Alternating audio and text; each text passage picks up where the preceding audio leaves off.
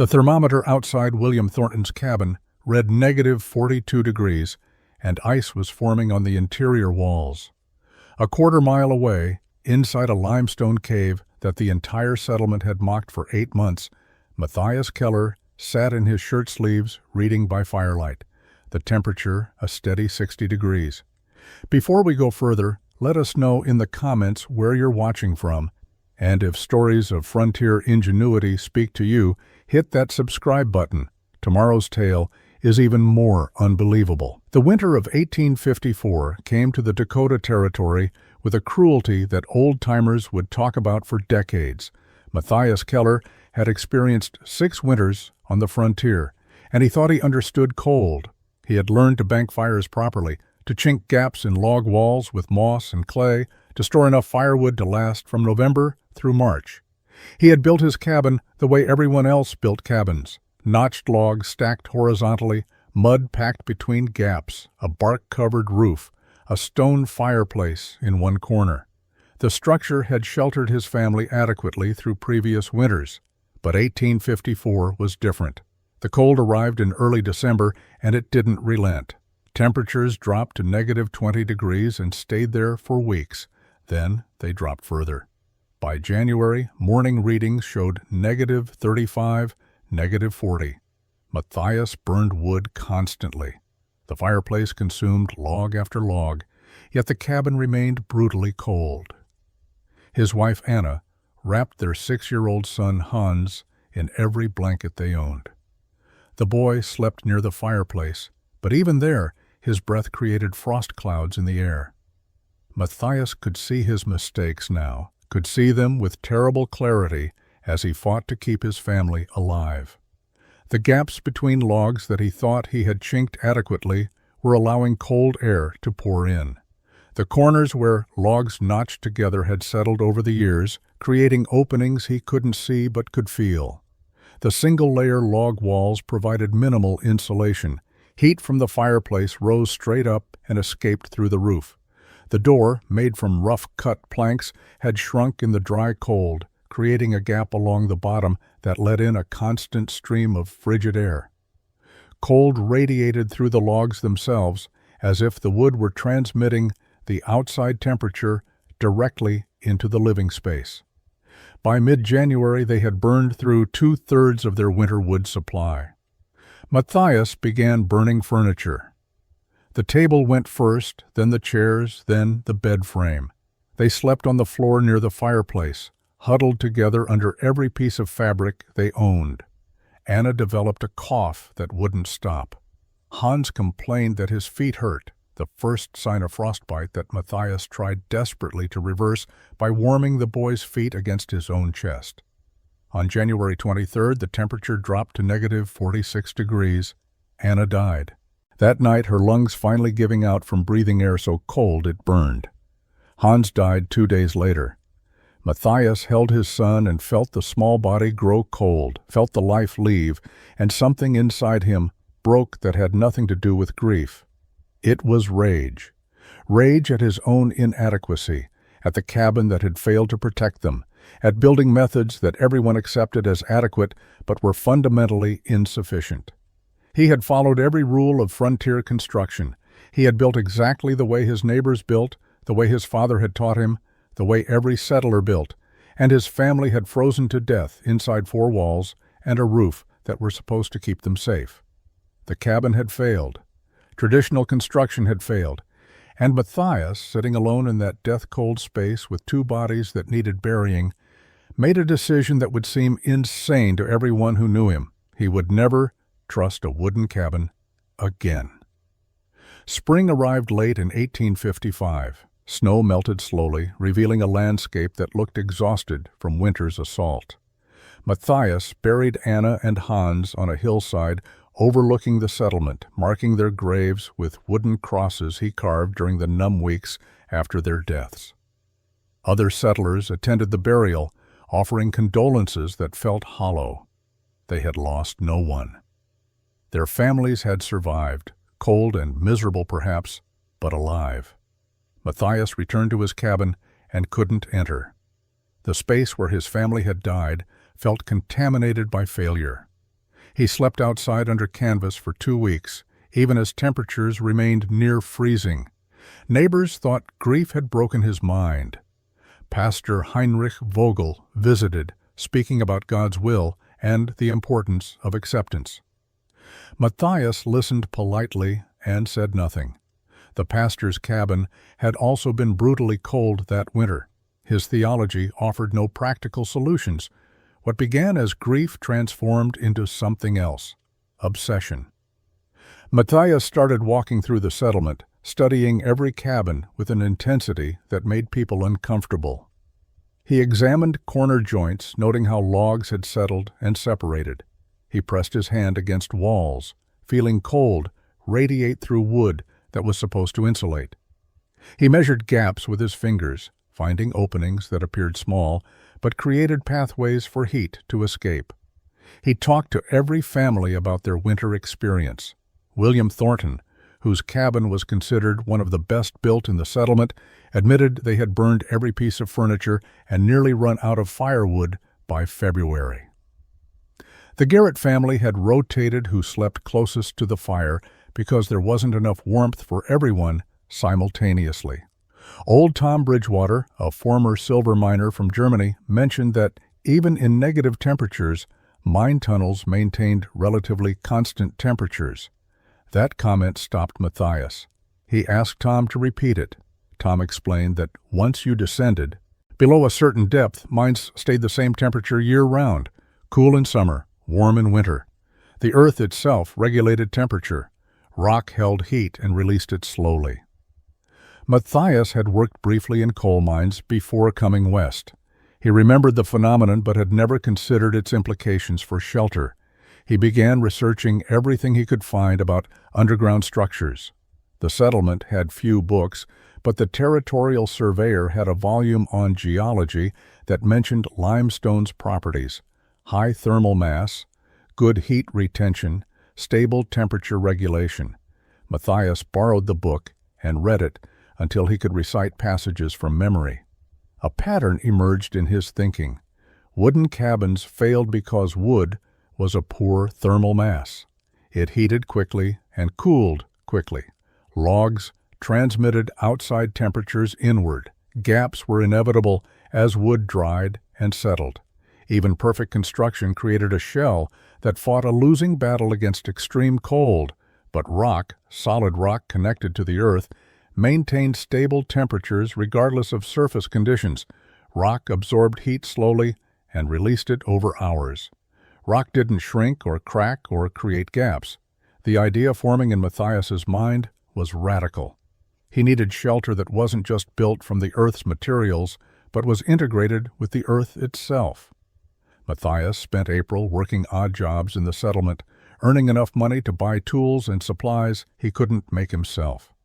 He repaired fences, split firewood for families who had depleted their supplies, and helped Samuel Garrett construct a shed. People were kind to him in the careful way communities treat those touched by tragedy. They gave him work, but didn't expect conversation. Matthias preferred it that way. His mind was elsewhere. During long evenings alone, he reconstructed memories from his mining days in Pennsylvania. He had been 17 years old, working in anthracite coal mines to earn passage money for the journey west. The work was brutal and dangerous, but the mines had taught him things about earth and rock that he hadn't valued at the time. Now those memories became precious technical knowledge. He remembered winter mornings when surface temperatures were bitter cold. Miners descended shaft ladders into darkness, and within minutes they removed their heavy coats. 60 feet below ground, the temperature remained constant, approximately 55 degrees regardless of whether the surface was 0 or 80. In summer, miners welcomed the coolness. In winter, they worked in relative comfort, while people above ground froze.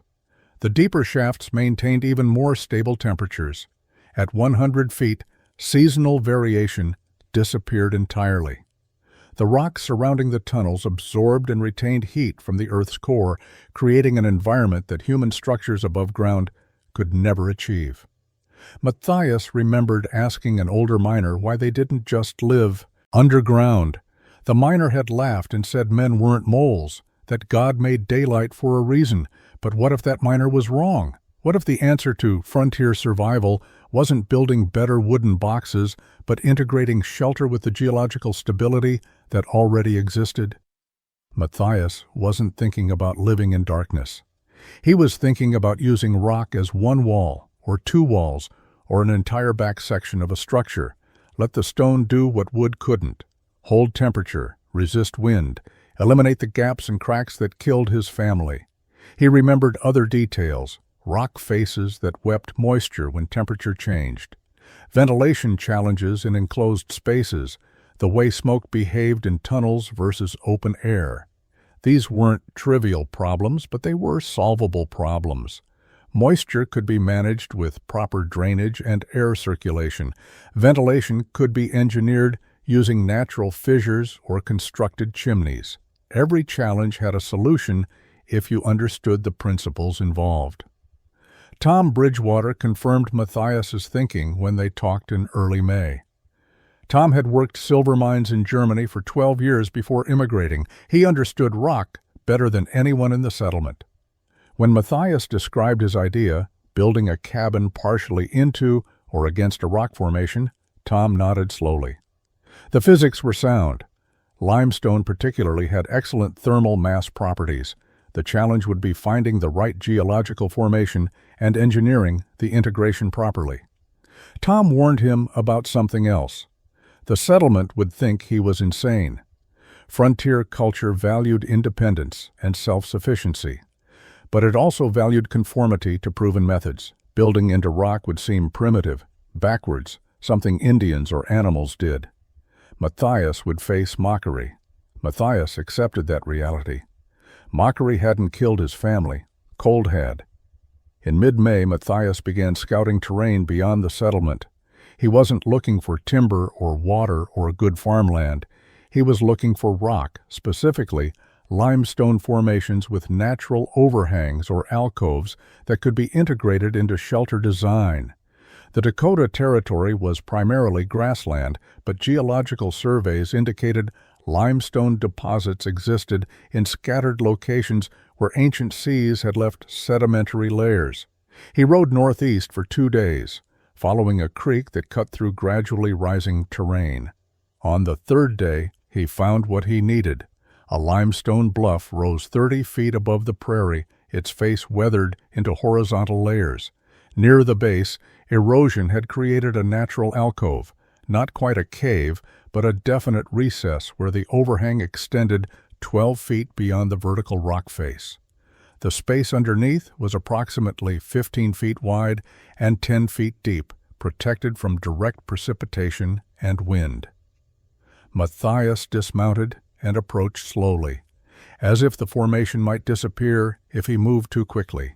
He stepped into the alcove and immediately felt the difference in air temperature.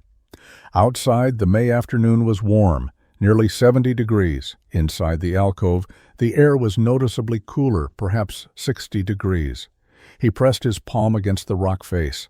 It felt cool and dry, slightly rough-textured. He spent the rest of that day exploring the formation. The overhang was solid, no visible cracks or instability that would threaten collapse. The rock face showed centuries of weathering, but no recent deterioration. Water drainage appeared excellent. The ground inside the alcove was dry despite recent spring rains. The alcove faced southeast, which would provide morning sun but protection from harsh western winds that dominated winter weather. Most importantly, the location was only 2 miles from the settlement, close enough for supply runs but far enough for privacy. A small spring emerged from rocks 50 yards away, providing reliable water. Timber was available within reasonable hauling distance. The site was perfect. Matthias returned to the settlement and borrowed a mercury thermometer from Dr. Wilhelm Stern, the settlement's physician. He told the doctor he was conducting an experiment, but didn't explain further. Dr. Stern, who had attended Anna and Hans during their final days, asked no questions. He simply handed over the instrument with instructions for its care. Matthias returned to the limestone alcove and spent 3 full days monitoring temperatures. He hung the thermometer on a rock projection inside the alcove and checked it every 2 hours, recording readings in a small notebook. Outside temperatures varied from 48 degrees at night to 72 degrees during afternoon sun. Inside the alcove, temperatures remained between 51 and 54 degrees, a variation of only 3 degrees compared to 24 degrees outside. The rock face itself showed even less variation. When Matthias placed the thermometer directly against stone, readings never dropped below 52 degrees or rose above 53 degrees. The thermal mass was doing exactly what mining experience had taught him it would, absorbing temperature extremes and maintaining equilibrium. He had his proof. Now he needed to build. Matthias announced his intention at a Sunday community gathering in late May. The settlement held these meetings monthly to discuss shared concerns, road maintenance, livestock issues, mutual defense arrangements. Matthias had avoided them since Anna's death, but he needed to inform people of his plans. He waited until routine business concluded, then stood and described what he intended to build. A cabin integrated into the limestone alcove he had discovered 2 miles northeast. The rock face would serve as the back wall and provide thermal mass for temperature regulation. The silence that followed his explanation lasted perhaps 10 seconds. Then William Thornton laughed. It wasn't cruel laughter exactly, more disbelief, tinged with pity. Others joined in, nervous laughter from people unsure how to respond to what seemed like insanity. Matthias had expected this reaction, but experiencing it still stung. William stood, still chuckling. He was a large man, confident in his opinions, accustomed to being heard. He addressed Matthias directly but spoke loud enough for everyone. Building into a cave was what animals did. Bears, wolves, creatures without sense or civilization. A man, especially a Christian man, built proper structures. Wooden cabins had served humanity for thousands of years. What Matthias proposed was regression, a rejection of civilized life. Samuel Garrett, the settlement's most skilled carpenter, raised structural concerns. Rock faces weren't stable. The overhang could collapse. Moisture would seep from the limestone, rotting any wood that contacted it. The project was dangerous and would fail. He had seen rock walls weep water. He had witnessed stone structures crumble. Matthias lacked the expertise to build safely into geological formations. Pastor Vogel approached the matter from moral grounds. God had given humanity dominion over creation, which included building proper homes above ground in light and air. Cave dwelling suggested shame, hiding, a retreat from the world God made. Several women expressed concerns about respectability. How would Matthias ever remarry, ever rebuild a family life, if he lived in a cave? What woman would accept such arrangements? The implicit message was clear. His project would mark him as unsuitable, strange, someone outside normal society. Matthias listened to every objection without interrupting. When people finished speaking, he responded simply. He had measurements proving the rock maintained stable temperatures. He understood moisture management from mining experience. The overhang had stood for centuries and showed no instability. He wasn't building a cave dwelling, but integrating proven construction methods with geological advantages. His decision was final. Tom Bridgewater spoke last. He confirmed that Matthias's understanding of thermal mass and rock properties was correct. Mining experience provided relevant expertise. The physics were sound. That endorsement from someone respected for practical knowledge quieted some criticism, but most people remained skeptical. The meeting concluded with an uncomfortable atmosphere. Families departed in small groups, and Matthias heard whispered conversations. The words caveman and lost his mind reached his ears. Children stared at him with curiosity. He had become the settlement's eccentric, the man whose grief had driven him to bizarre choices. Matthias returned to his old cabin, gathered his tools, and began making lists of supplies needed. Mockery didn't matter. Social standing didn't matter. Only one thing mattered: building shelter that would never fail the way his previous cabin had failed. Tom Bridgewater visited Matthias 3 days after the community meeting. The old miner arrived at dawn, riding a mule and carrying a satchel of tools. He said little in greeting, simply asked to see the limestone formation. They rode together to the site, and Tom spent an hour examining the alcove with professional thoroughness. He tested the overhang's stability by striking it with a hammer, listening to the sound the rock made. A solid, uniform tone indicated structural integrity. He inspected the rock face for cracks, running his fingers along horizontal layers. He checked water drainage, noting how the ground sloped gently away from the alcove. He studied the overhang's angle, estimating how much protection it provided from precipitation and wind. Finally, he turned to Matthias and nodded. The formation was sound. Limestone this thick and well-layered would stand another 1,000 years. The overhang showed no stress fractures or instability. The site was ideal for what Matthias intended. They sat in the alcove's shade, and Tom shared knowledge accumulated over decades working underground. Thermal mass was the key principle. Rock absorbed heat slowly because of its density and molecular structure. Once warmed, it released that heat gradually over many hours. A fire burning for 2 hours could warm limestone enough to radiate heat for 8 to 10 hours afterward. Ground temperature provided additional advantage. Below the frost line, Earth maintained constant temperature year-round, approximately 50 to 55 degrees in this region. The limestone formation extended deep underground, connecting to that stable temperature source. Even in the coldest winter, the rock face inside the alcove would never drop below 50 degrees. Tom explained moisture management.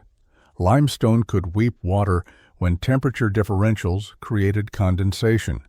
The solution was air circulation and a small gap between the rock face and any interior wall. Matthias should build his cabin front wall 6 inches away from the rock, allowing air to flow behind. That gap would prevent moisture accumulation and allow the rock to breathe. Ventilation required careful planning. Smoke and carbon dioxide were heavier than warm air. In an enclosed space, they would sink and accumulate. Matthias needed a chimney that created strong draft, pulling contaminated air out while drawing fresh air in through controlled openings. Tom suggested examining the rock face for natural fissures that could serve as ventilation channels. They discussed structural anchoring. Drilling into limestone was possible but labor-intensive. Iron chisels and patience were required. Each anchor point would take hours to create. Tom recommended creating deep holes, at least 8 inches, and using iron pins set in mortar. The pins would lock wood to stone, creating rigid connection points that couldn't shift or separate. Tom warned about one final challenge: social isolation. The settlement had judged Matthias's project as foolish. Even if the cabin succeeded brilliantly, people would be slow to acknowledge they were wrong. Matthias might spend years being considered strange before anyone recognized his innovation as legitimate. Matthias accepted that reality. He asked Tom a direct question. Based on everything Tom knew about mining, geology, and construction, would this cabin work? Would it maintain stable temperatures in extreme cold? Tom considered the question seriously before answering. Yes. The physics were undeniable. A structure built into this limestone alcove, properly ventilated and moisture managed, would outperform any wooden cabin in the settlement. It would require less firewood, maintain steadier temperatures, and provide superior protection from elements. The design was revolutionary precisely because it abandoned assumptions everyone else accepted without questioning. Matthias began construction on the first day of June, 1855. He moved his supplies to the limestone site: tools, canvas for temporary shelter, food provisions, and materials he had purchased in the settlement. The iron chisels cost him nearly a month's worth of saved wages. The sledgehammer was his own, carried west from Pennsylvania. He bought 20 iron pins from the blacksmith, each 1 foot long and half an inch thick, forged specifically for his project. The first task was drilling anchor points into the limestone. This was the foundation of everything. Without secure attachment to rock, the entire structure would fail. Matthias marked locations where he needed anchors, 8 points along the back wall where log ends would meet stone, 6 points on the left side wall where the alcove's natural contour required additional support. Each mark represented hours of brutal labor ahead. He started with the first anchor point at dawn. The process was straightforward but exhausting. Hold the iron chisel against limestone at the marked spot. Strike it with the sledgehammer. Rock chips would fly off. Strike again and again. After 50 strikes, he had created a shallow depression, perhaps half an inch deep. After 200 strikes, the hole reached 2 inches. After 500 strikes, his arms burned with fatigue, and the hole was 4 inches deep. He needed 8-inch depth for secure anchoring. That required roughly 1,000 strikes per hole. 14 holes total meant 14,000 hammer strikes. Matthias worked through the morning, taking breaks when his hands cramped or his vision blurred from exertion. By noon, he had completed 1 hole to full depth. 13 remained. The work developed its own rhythm over the following days. Wake at first light. Eat cold breakfast. Begin hammering. The sound echoed off the rock face. Sharp metallic rings followed it by the duller impact of iron against stone. His hands developed calluses, then blisters beneath the calluses. His shoulders ached constantly, but the holes grew deeper. He completed the second hole on day 3, the third and fourth, holes on days 5 and 7. He was learning efficiency, angling the chisel to maximize rock removal, recognizing when to switch to a fresh chisel as the working edge dulled, understanding how limestone fractured along its layered structure. By the second week, he could complete a hole in a single long day of work. Tom Bridgewater visited on day 12. He inspected the completed anchor holes, measuring depth with a marked stick, testing the walls for smoothness. He nodded approval. The holes were properly sized and positioned. Matthias was doing the work correctly, if slowly. Tom offered to help, but Matthias declined. This was his project, his solution, his redemption. By late June, all 14 anchor holes were complete. Matthias's hands were scarred and permanently roughened. He had lost weight from the physical demands, but he had foundation points drilled into solid limestone, anchors that would hold his structure against any force nature could apply. The hardest part was finished. Now he could build. With anchor points complete, Matthias began designing the actual cabin structure. This wasn't standard construction. He couldn't simply follow conventional methods. The integration of wood and stone required careful planning to address challenges that traditional cabins never faced. He spent 3 days sketching plans in his notebook, calculating dimensions, and solving problems before cutting a single log. The cabin would be 12 feet wide and 14 feet deep. The limestone alcove provided the back wall and approximately 8 feet of the left side wall. Matthias needed to construct only the front wall, the right side wall, and 6 feet of the left side where rock didn't extend. The roof would span from the front wall back to where it met the limestone overhang, creating a seamless transition between human construction and natural shelter. The critical design element was the 6-inch gap Tom had recommended.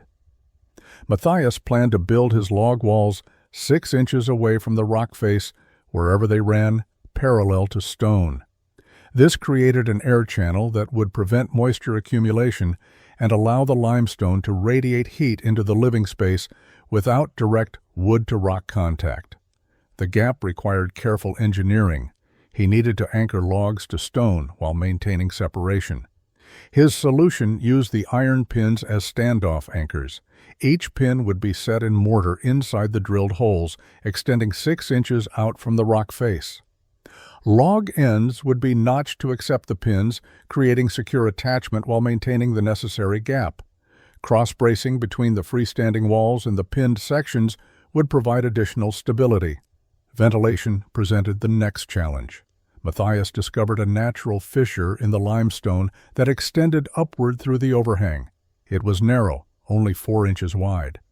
But it created a natural chimney effect.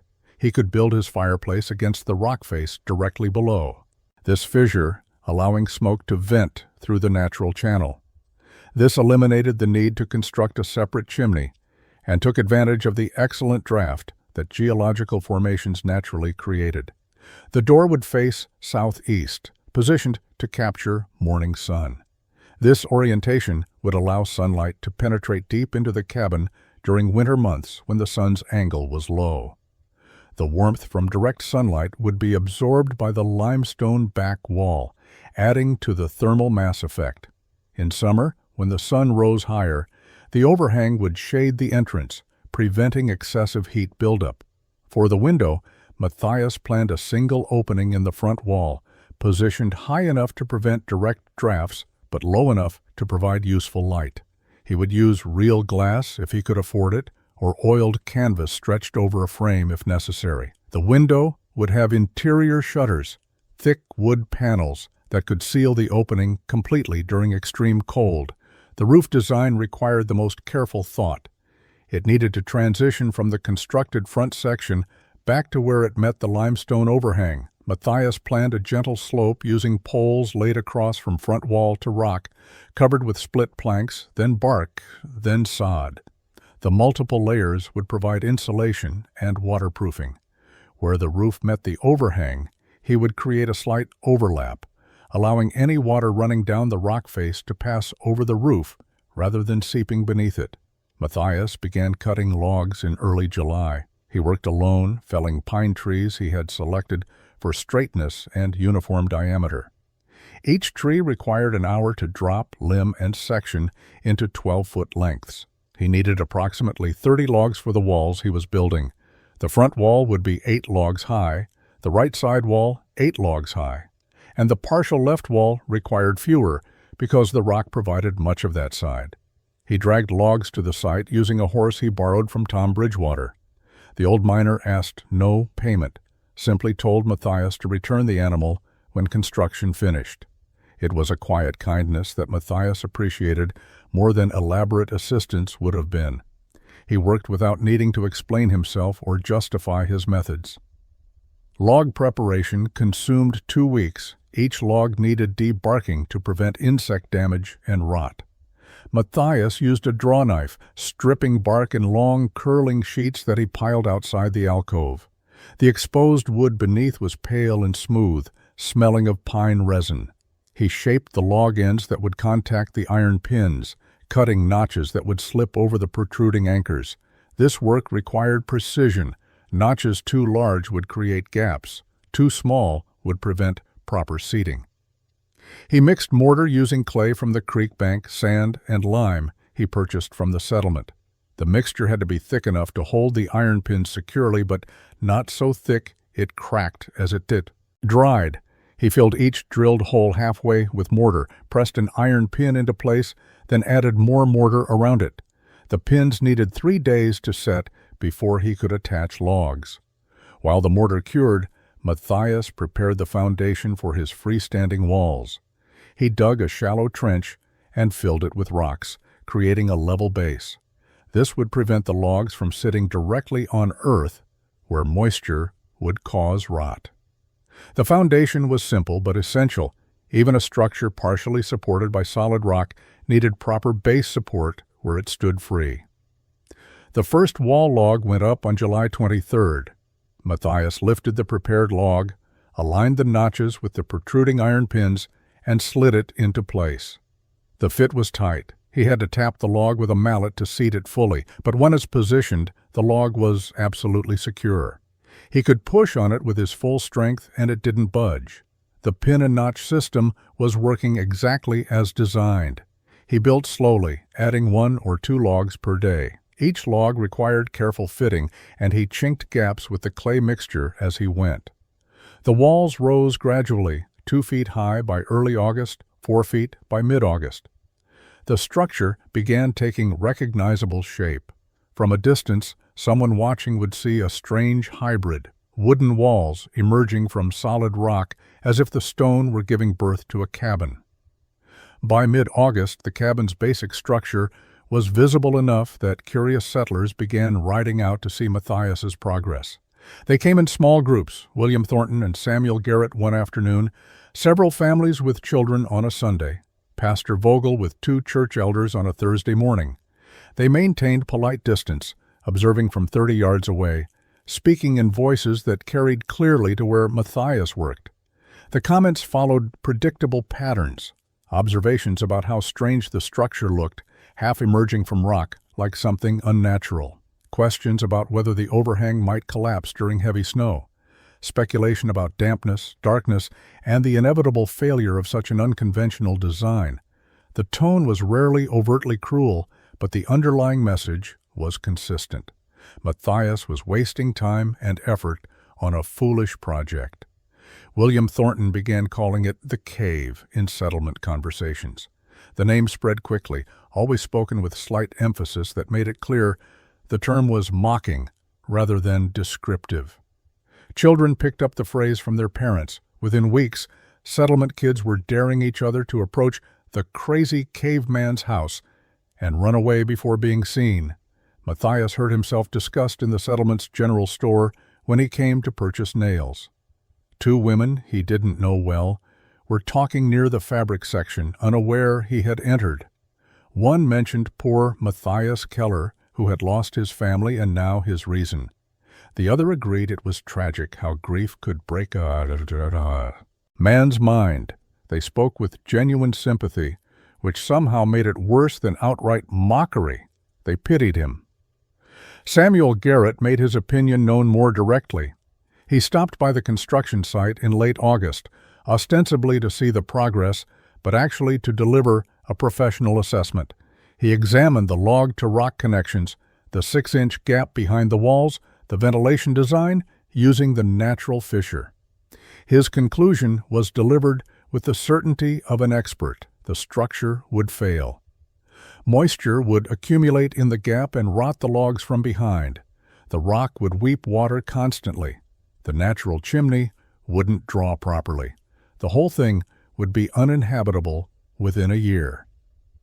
Pastor Vogel preached a sermon in early September about the importance of building in God's light rather than hiding in darkness. He never mentioned Matthias by name, but everyone understood the reference. The sermon quoted scripture about wise men building houses on rock and foolish men building on sand, though the pastor interpreted rock to mean solid ground, not actual stone walls. The message was clear. Proper Christians built proper houses. Matthias stopped attending any settlement gatherings. He made supply trips quickly, speaking only when necessary for purchases, then returning immediately to his work. The isolation was deliberate. He had nothing to prove to people who had already judged his project as failure. Their opinions were irrelevant. The physics of thermal mass didn't care about community consensus.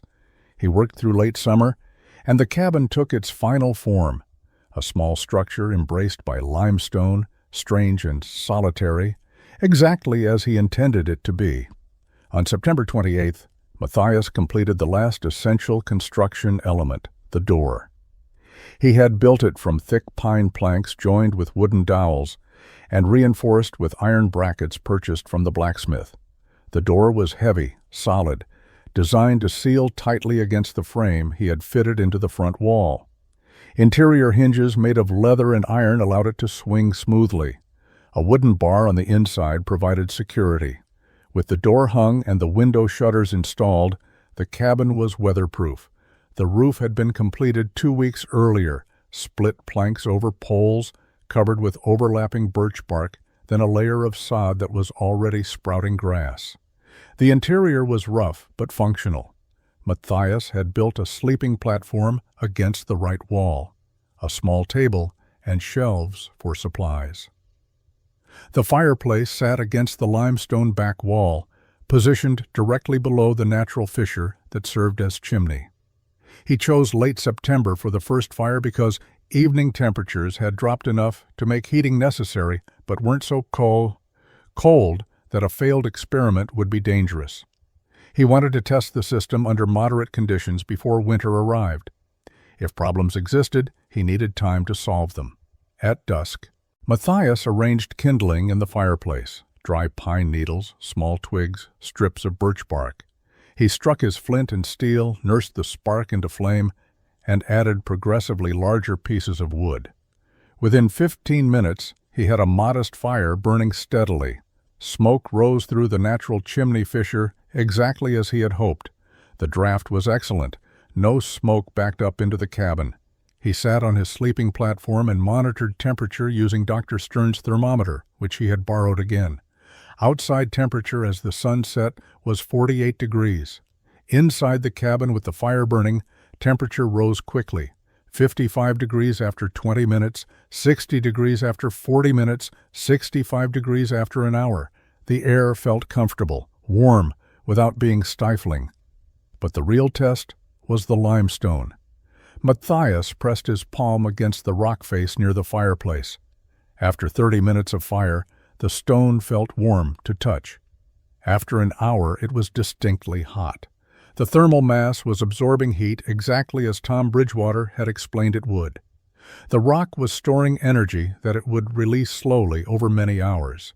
He let the fire burn for 2 hours, keeping it moderate, not roaring flames, just steady heat. Then he extinguished it completely, scattering the coals and closing the damper he had built into the chimney opening. He wanted to see how long the cabin would hold temperature without any active heat source. The results exceeded even his optimistic projections. 1 hour after extinguishing the fire, interior temperature had dropped only 2 degrees to 63. 2 hours later, it was 61. 3 hours later, still 59 degrees. The limestone was radiating stored heat steadily. At midnight, 4 hours after the fire died, the cabin remained at 57 degrees, while outside temperature had fallen to 42. Through October and November, Matthias conducted systematic experiments to understand exactly how his cabin performed under varying conditions. He kept detailed records in his notebook: outside temperature, inside temperature, fire duration, wood consumption, and subjective comfort observations.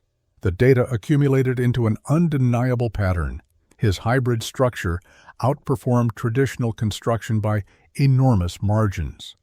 On a typical October morning, outside temperature would be 38 to 40 degrees. Inside the cabin, before lighting any fire, temperature would be 54 to 56 degrees, the limestone's baseline effect. A small fire burning for 90 minutes would raise interior temperature to 68 degrees. That fire consumed approximately 3 logs. In a traditional cabin, maintaining 68 degrees for the same duration would require 4 to 5 logs and continuous burning. The thermal mass effect became more pronounced as weather grew colder. In mid-November, outside temperatures dropped to 25 degrees overnight. The cabin's interior never fell below 52 degrees, even without fire. The rock face, warmed by the previous evening's fire and connected to stable ground temperature, maintained its baseline heat. Matthias could wake in the morning, start a fire, and have comfortable warmth within 30 minutes. He compared his wood consumption to what he remembered from his previous cabin. Last winter, he had burned 6 to 8 logs per day just to maintain marginally tolerable temperatures.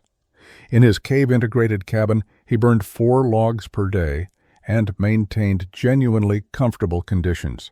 The reduction was roughly 40% in wood usage while achieving superior results. The 6-inch gap behind his walls was performing perfectly. He checked it regularly for moisture accumulation and found none. Air circulated naturally, warm air rising from the fireplace, cooler air descending, creating gentle convection that kept everything dry. The limestone face showed no problematic moisture. Occasionally he would see slight dampness during rapid temperature changes, but it evaporated quickly and never accumulated enough to threaten the wood. The natural chimney functioned flawlessly. The limestone fissure created such excellent draft that smoke never lingered in the cabin. On windy days, when traditional chimneys often had downdraft problems, his vented perfectly. The geological formation was doing exactly what thousands of years of erosion had optimized it to do: move air efficiently from ground level to upper atmosphere. Matthias began inviting Tom Bridgewater to witness the results. The old miner came several times, bringing his own thermometer to verify measurements. Tom recorded data independently and reached the same conclusions. The cabin maintained interior temperatures 15 to 20 degrees above outside temperatures without any fire, and achieved comfortable warmth with minimal fuel input. The physics they had discussed in May were proving absolutely correct in practical application. By late November, Matthias was confident his cabin would handle whatever winter delivered. He had stocked firewood, not the massive pile traditional cabins required, but enough for his efficient system. He had food supplies, winter clothing, and tools. More importantly, he had shelter that worked with nature rather than fighting against it. As the first serious cold approached, he was ready. December began with temperatures that felt normal for the Dakota Territory, cold but manageable, ranging from 15 to 25 degrees during daylight hours, dropping to 0 or slightly below at night. Matthias maintained his comfortable routine: a fire in the evening, another small one in the morning, and the limestone doing most of the thermal work. He used 3 to 4 logs daily and never felt cold. The settlement 2 miles away operated differently. Smoke rose from every chimney constantly.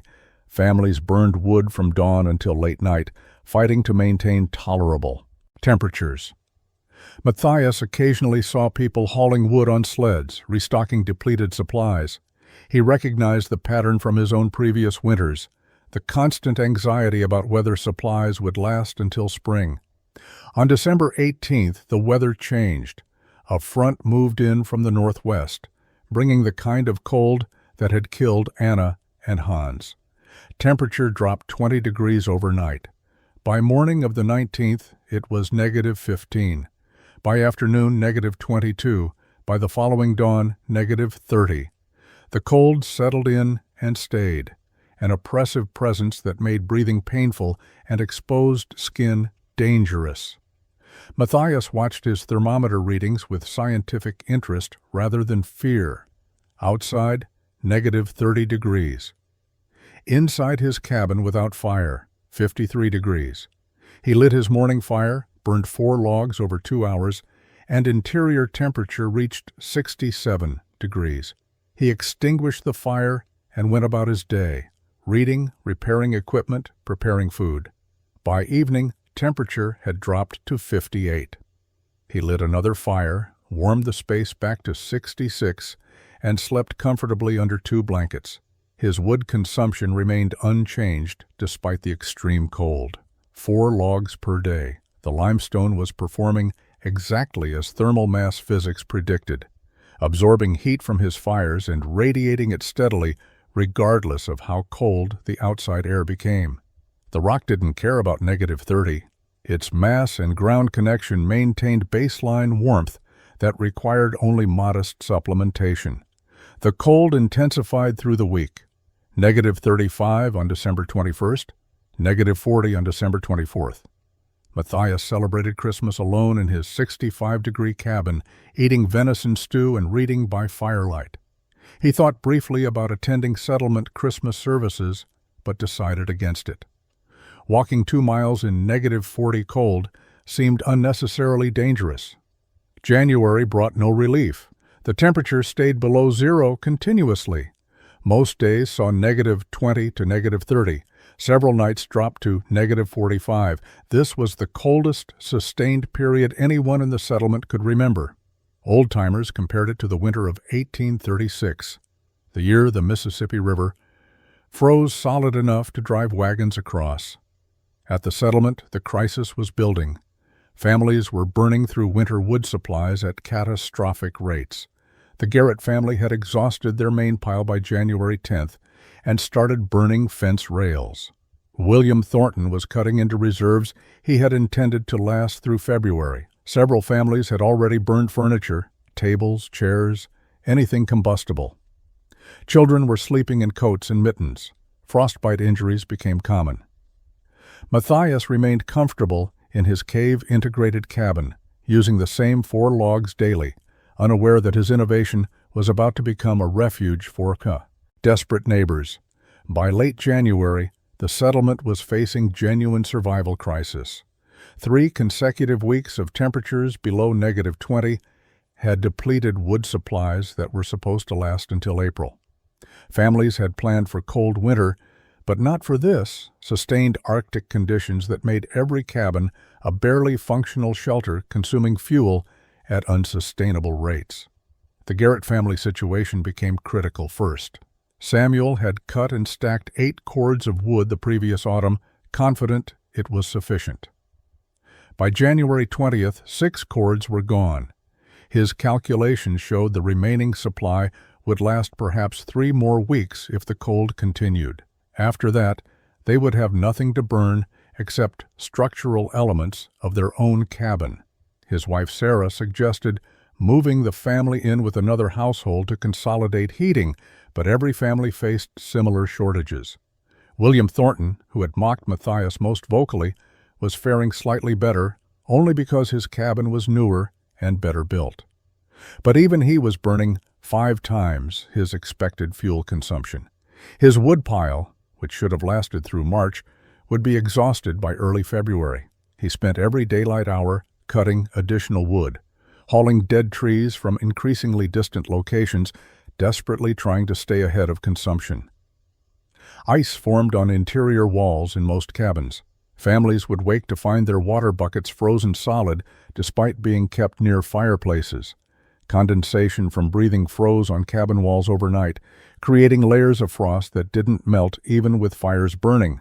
Children developed persistent coughs from breathing air so cold it irritated lungs. Several elderly residents showed signs of hypothermia even while sitting close to fires.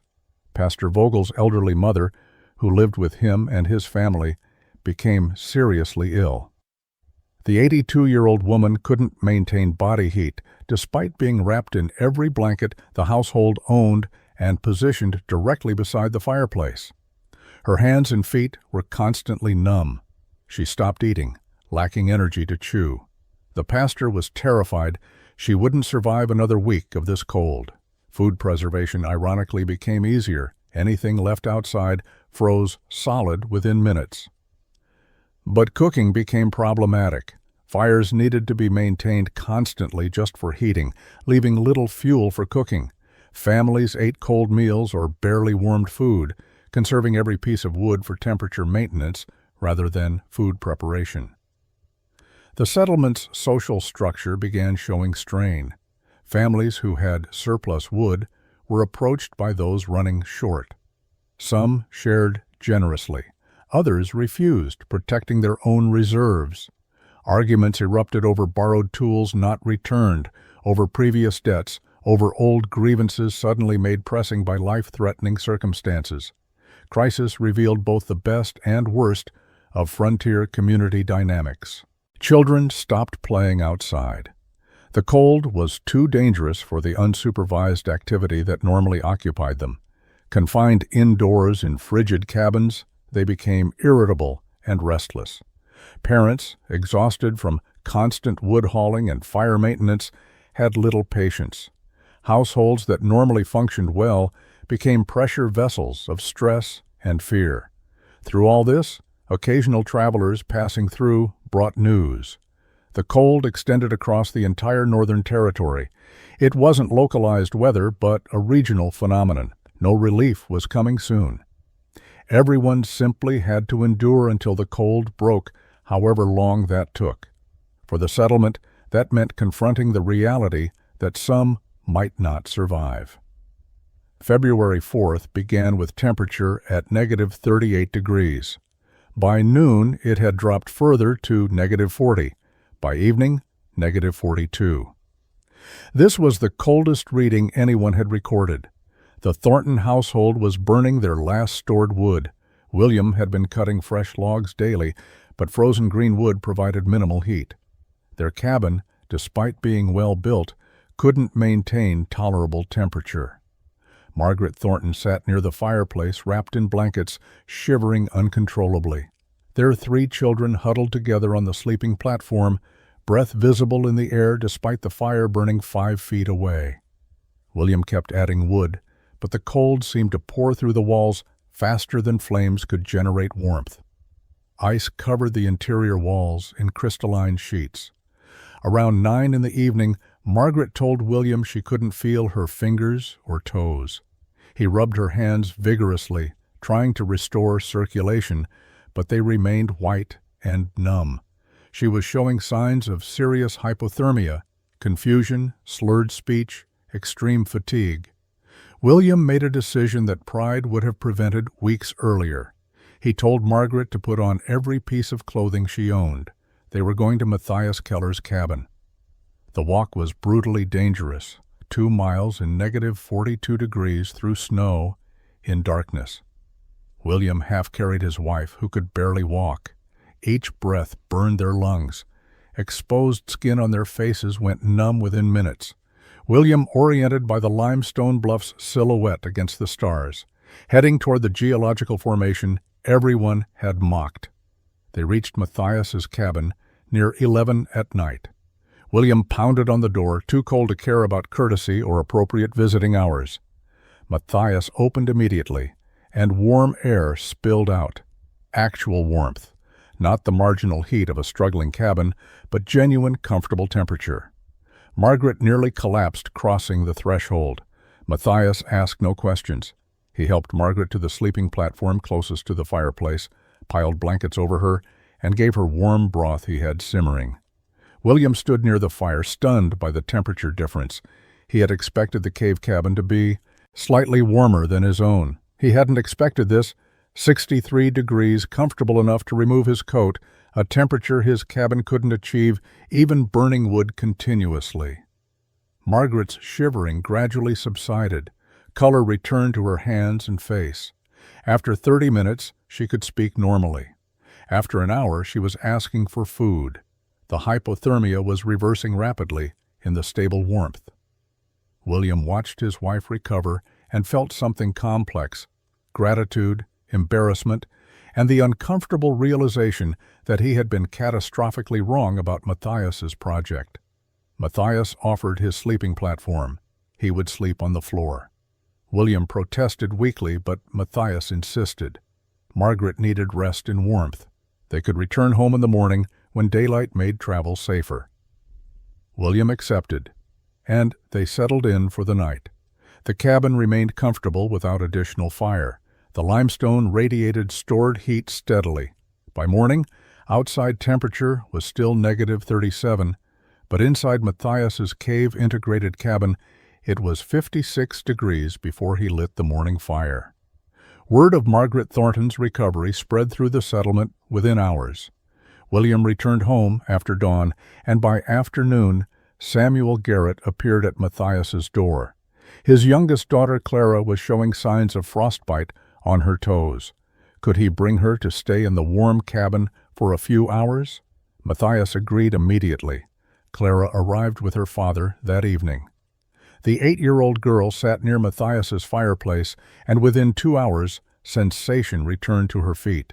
Samuel watched the thermometer reading 64 degrees and compared it mentally to his own cabin, where temperatures barely reached 45 despite constant fires. He asked Matthias technical questions. How much wood per day? 4 logs? How did the rock hold heat? Thermal mass. Why didn't moisture rot the logs? Air gap and circulation. Over the next week, Matthias's cabin became an unofficial refuge. Pastor Vogel brought his elderly mother for 3 afternoons. The woman, who had been barely conscious in the pastor's frigid cabin, revived in the steady warmth. She sat wrapped in blankets, drinking hot tea, speaking coherently for the first time in weeks. The pastor asked if she could stay overnight. Matthias cleared space. The Garrett children came next, all 3 of them for 2 nights while Samuel desperately split frozen wood. They slept on the floor near the limestone wall, which radiated gentle heat through the night. They woke warm, ate hot breakfast, and played quietly while Matthias went about his routines. When they returned home, Sarah Garrett sent preserved venison and cornbread as payment. Matthias accepted graciously. Other families approached tentatively. Could their elderly father rest in warmth for an afternoon? Could their youngest child, who couldn't stop coughing, spend a night where breathing wasn't painful? Matthias accommodated everyone he could. His small cabin became a rotating shelter for the settlement's most vulnerable: elderly, children, sick, and those most affected by the sustained cold. The social dynamics shifted dramatically. People who had mocked him months earlier now appeared at his door asking favors. Matthias showed no resentment. He never mentioned their previous criticism or demanded apologies. He simply opened his door, shared his warmth, and asked nothing in return except that people respect his space and routines. The cold finally broke in mid-February. Temperature rose to -10, then 0, then a remarkable 20 degrees by February 18th. The crisis passed. Families who had sheltered in Matthias's cabin returned to their own homes. Wood supplies, though depleted, would last until spring now that the extreme cold had ended. But something fundamental had changed. Matthias was no longer the settlement eccentric. He was the man whose strange cabin had saved lives. Parents whose children had recovered from hypothermia in his warmth couldn't dismiss his innovation. Samuel Garrett, who had predicted structural failure, had witnessed engineering success. Even William Thornton, who had called him caveman, had carried his hypothermic wife to that cave for rescue. No one apologized directly. Frontier culture didn't work that way. But attitude shifted in quiet, practical ways that mattered more than words. Spring arrived in late March. Snow melted, revealing the damage winter had inflicted on the settlement. Several cabins showed structural problems from sustained cold: cracked logs, failed chinking, damaged roofs. Families began repairs, grateful to have survived the worst winter anyone remembered. Wood piles that should have lasted through April were exhausted in February. Everyone had burned more than expected. Samuel Garrett appeared at Matthias's cabin on a mild April morning. He came with his carpenter's tools and a specific request. He wanted to understand the technical details of the cave integration. How exactly had Matthias anchored logs to limestone? What was the clay mixture composition? How did the 6-inch air gap prevent moisture problems? Samuel took notes as Matthias explained, asking follow-up questions with professional interest. 2 weeks later, Samuel asked a different question.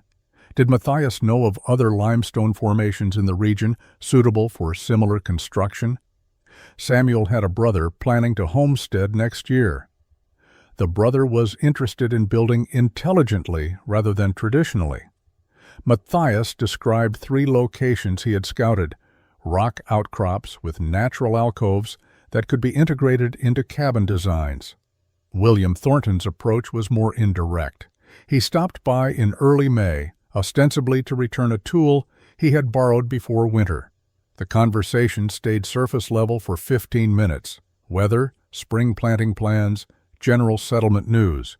Then William mentioned he was scouting a new cabin site. His current cabin had too many problems. He was considering locations near the creek's eastern bluffs, where rock faces offered natural wind protection. Did Matthias have thoughts on building near rock? Matthias shared what he knew without judgment. William listened carefully, asked practical questions about foundation work and drainage, and departed thoughtfully. He never said you were right or I was wrong, but asking for advice was its own acknowledgement. Young Jacob Reinhardt was most direct. The 19-year-old had filed for homestead land 3 miles north of the settlement near a sandstone formation. He asked Matthias to visit the site and assess whether it was suitable for cave-integrated construction. They rode out together, examined the geology, and Matthias explained what would work and what wouldn't. Sandstone was softer than limestone, easier to work but less stable. Jacob would need different anchoring techniques. Matthias drew sketches, explained principles, and offered to help with initial construction. Pastor Vogel never addressed his previous sermon about cave dwelling, but he mentioned from the pulpit in late May that sometimes God's wisdom appeared in unexpected forms. The reference was oblique enough to maintain dignity, but clear enough that everyone understood. His elderly mother, fully recovered, attended services again and publicly thanked Matthias for his hospitality during the crisis. The phrase "built into the bluff" entered settlement vocabulary as shorthand for smart construction. When discussing new cabins or homestead plans, someone would ask if the location had geological features that could be utilized. It became acceptable, even admirable, to build with rock rather than despite it. Matthias watched these changes with quiet satisfaction. He hadn't needed vindication, but witnessing practical adoption of his techniques validated something deeper than ego. Good engineering spread naturally when it solved real problems. Over the following decade, 7 more cave-integrated cabins were built in the region. Jacob Reinhardt constructed the first in 1856, using the sandstone formation Matthias had helped him assess. The cabin performed well, though not as efficiently as Matthias's limestone version. Sandstone had lower thermal mass, but still provided significant advantages over freestanding construction. Samuel Garrett built a cabin for his brother in 1857, incorporating lessons learned from studying Matthias's design. Samuel improved the ventilation system and developed a simpler anchoring method for situations where limestone was too hard to drill easily. His innovations were shared freely, adding to the collective knowledge. By 1860, bluff cabins were recognized throughout the Dakota Territory as superior shelter for extreme climates. Territorial surveys began noting geological formations suitable for integration. Homesteaders arriving from the east asked specifically about rock outcrop locations. What had been mocked as primitive cave dwelling was now understood as advanced engineering, using Earth's thermal properties rather than fighting against them. Matthias remarried in 1859. Emma was a widow from the settlement, 10 years younger, with a practical disposition that matched his own. She moved into the cave cabin without hesitation, recognizing immediately what Matthias had built. They raised 2 children there, a daughter born in 1860, a son in 1862. The cabin that had been designed for solitary survival became a family home. The children grew up never knowing cold fear that had killed their half-siblings. Winter was simply a season, not a threat. The cabin maintained comfortable temperatures regardless of outside conditions. Firewood lasted through entire winters with surplus remaining. Emma planted gardens utilizing the south-facing exposure and natural wind protection the bluff provided. Matthias continued refining his design. He added a second room in 1864, extending the structure deeper into the alcove. He improved the chimney system, experimented with different chinking compounds, and developed techniques for managing summer heat when thermal mass became a liability rather than asset. Each modification was documented and shared with others building similar structures. Tom Bridgewater died in 1868 at age 73.